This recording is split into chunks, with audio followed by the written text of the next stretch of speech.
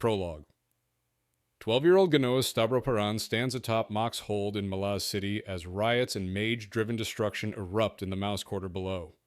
His father negotiates imperial tithes inside the citadel while Ganoes observes the violence and speaks with a veteran commander of the Bridgeburners.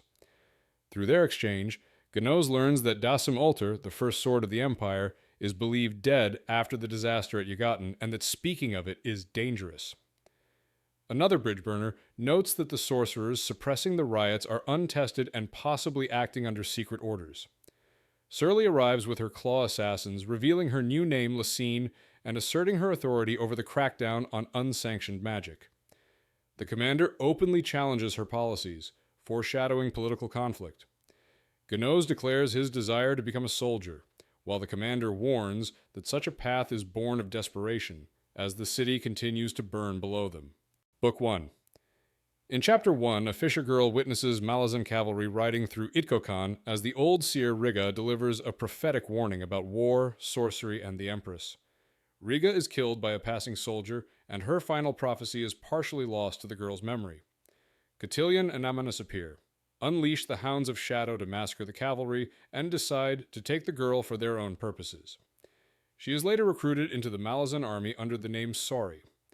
Elsewhere, Adjunct Lorne investigates the slaughter of an entire cavalry regiment and civilians, concluding the attack was deliberate sorcery, not random violence. Lieutenant Ganoes Paran assists her and is placed on her staff. Paran's investigation of Garum reveals the town erased by magic, leaving only dead soldiers watched by conjured birds. Escorted by Topper of the Claw, Paran is taken through the Imperial Warren to Unta, meets Empress Laseen, and is quietly reassigned to continue pursuing the hidden forces behind the massacre. In Chapter 2, the Malazan Siege of Pale ends when High Mage Taishran orders a direct magical assault on Moon's spawn. Tattersay, commanding the Second Army's surviving mage cadre, witnesses catastrophic losses as Elder Magic is unleashed. Anomander Rake reveals himself as the Lord of Moon's spawn, and responds with Kurald Galen sorcery, devastating Malazan forces. The battle kills Kalat, Nightchill, Acheronis, and many soldiers, while Moon's spawn withdraws intact, leaving Pale to fall at enormous cost.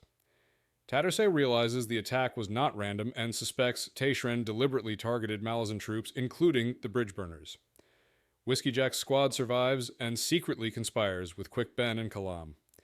They use forbidden magic to save Hairlock by transferring his soul into a puppet, then give Tattersay the transformed mage as leverage against Taishran.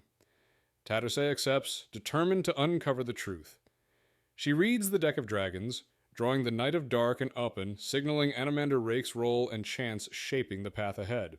In Chapter 3, Captain Ganoes Paran learns from Topper that the adjunct has placed him under orders to secretly take command of Whiskey Jack's Bridgeburner squad and monitor the dangerous recruit Sari, who is believed to be manipulated by a god.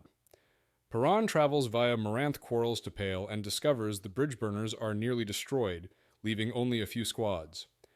A Claw agent, Tok the Younger, warns Paran of growing tension between High Mage Taishran and Dujek Onarm, and hints that the Empire fears the Bridgeburners' loyalty to the old Emperor. In Pale, Tattersay confronts Bellardan, who refuses to believe Taishran betrayed them, while she grows more convinced of his guilt.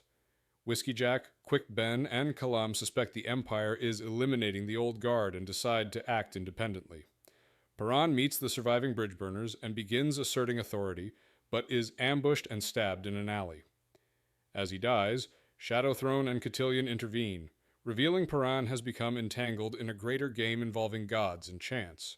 In Chapter 4, Tattersay confronts Whiskey Jack, Quick Ben, Kalam, and Fiddler about Hairlock's growing instability as he draws power from chaos to uncover who is targeting the Bridgeburners. They agree Hairlock must continue despite the danger, and Tattersay learns the squad suspects. Sari is tied to High House Shadow and the Hounds of Shadow. Paran, thought dead after the alley attack, is discovered alive and brought to Tattersay.